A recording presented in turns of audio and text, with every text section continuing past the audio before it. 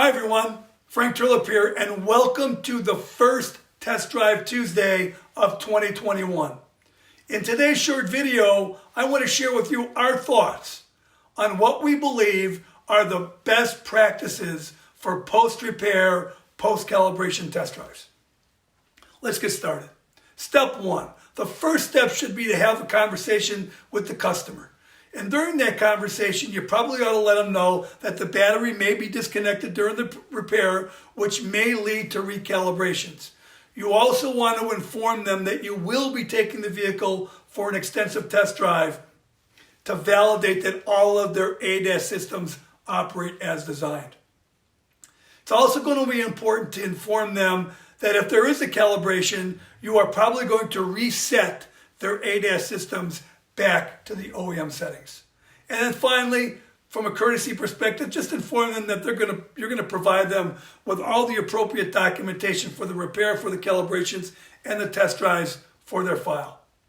Step number two is really important, and that's identifying the ADAS technologies on that vehicle. This takes some time, and it probably will require a visual inspection, but it's critical that you get this step right, not only from a repair perspective and a parts ordering perspective, but also from a calibration perspective and a test drive perspective. Now, there's some good news coming down the pike.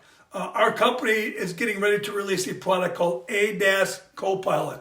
And that product will allow you to use your smartphone to scan the VIN barcode, and then in seconds it will provide you with all of the ADAS technologies that are installed on that particular vehicle. Huge time saver, great for accuracy. So look for that coming from us in a few weeks.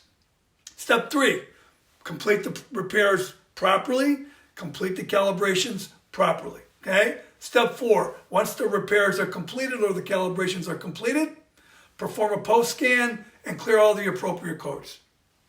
Step five, so now you're getting ready to take the vehicle for a test drive. You need to understand how those systems perform and operate and engage so you know that they're operating correctly. So this is going to require you to do some research. Hopefully you've looked at the OEM procedures in the beginning, but I'm 100% confident that the OEM procedures do not provide OEM test drive procedures all in one place.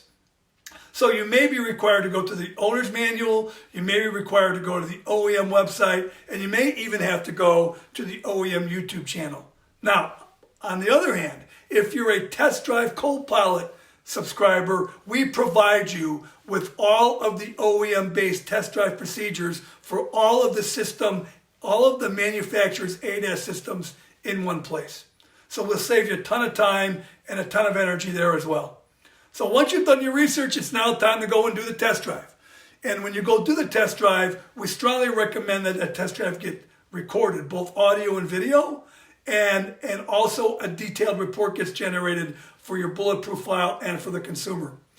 When you're recording the video, you can either record the video outside, pointing outside of the windshield, or you can record the video of the dashboard with regard to the ADAS lights and warning icons. So that's number one. Number two, recording audio. We think it's really important. The person or persons performing the test drive should be speaking about what actions they're taking while they're taking. For example, if they're driving along, they may want to say, turn left hand, turn signal on, left side blind spot monitor is operational. So we think that's really important.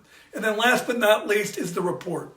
And that report should include the vehicle information, who performed the test drive, the beginning, end, and total miles, the high, low, and average speed, the beginning, end, and total time of the test drive. There should be a map of the test drive as well, showing what left turns and what right turns were performed.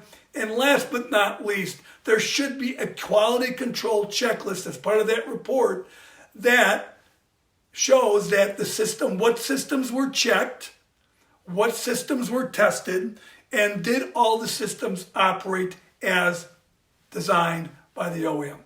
So there you have it. Quick overview on our philosophy with regard to post-repair, post-calibration, test drive best practices. Hope this helps. Bye.